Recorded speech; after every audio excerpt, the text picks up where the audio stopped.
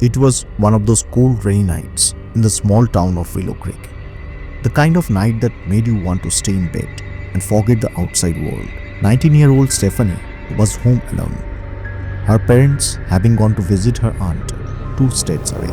She had always liked the independence of being on her own, but tonight felt different.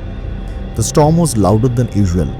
There was nothing unsettling about the way the house creaked under the pressure of the wind. Her boyfriend Tyler had offered to come over earlier, but Steffani had declined, thinking it wasn't worth the trouble. Now staring into the dark backyard through the kitchen window, she regretted it. She grabbed her phone and texted him, "Hey, I changed my mind. Can you come over?" Tyler's reply came almost instantly. "On my way. Lock the doors and wait for me." Steffani double-checked the locks on all the doors and windows. It was an old house, the kind with a lot of character and a lot of hiding spots. As Steffani made her way back to the living room, she heard something strange. It was a faint tapping coming from somewhere upstairs. At first, she thought it was the storm, but the sound was too deliberate, like fingers lightly drumming against the wood. "Hello?" she called out, immediately regretting it. No response. She grabbed a flashlight from the drawer and crept up the stairs. The tapping grew louder as she approached her bedroom door. She hesitated before opening it, but when she did, the room was empty. Her heart pounded as she stepped inside.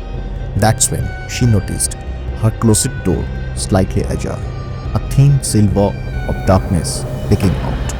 "Tyler, if you are trying to scare me, it's not funny," she said, her voice shaking. She reached out to close the door when something inside the closet moved. A faint rustle, like fabric brushing against skin. Steffani backed away slowly. But before she could react, the closet door slammed shut with a force that shook the walls. She bolted out of the room and down the stairs, grabbing her phone to call Tyler. "Steffani, what's wrong?" Tyler asked when he picked up.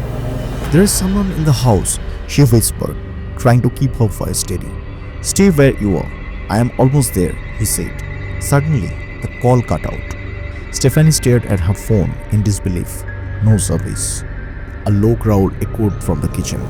Slowly, she turned her head and saw it. Standing in the dim light was a figure, tall, with unnaturally long limbs and hollow eyes that seemed to glow faintly. Its skin was grey and stitched tight over its bones. It tilted its head, studying her like a predator sizing up its prey. Steffani ran for the front door, but it wouldn't budge. The locks would not turn. No matter how hard she tried, she felt trapped, like a fly caught in a web. The creature began to move, its step slow and deliberate, as if savoring the chase. Just as the creature was about to reach her, headlights illuminated the driveway. Tyler's car screeched to a halt as he burst through the front door with a baseball bat in hand. "Steffani!" he shouted.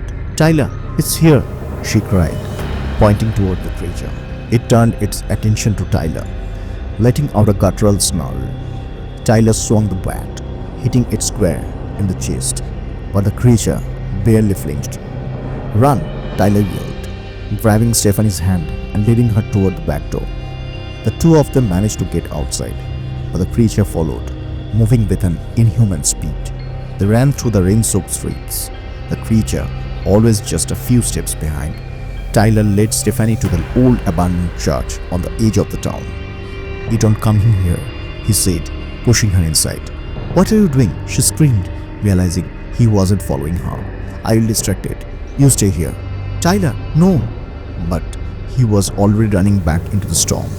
The last thing she saw was him turning to face the creature but raised. Steffani stayed in the church until the first light of the dawn. When she finally stepped outside, the town was eerily quiet. In the distance, she saw Tyler's car, its door open, but there was no sign of him. On the ground nearby was his baseball bat, covered in blood. Steffani made her way home, but something felt off.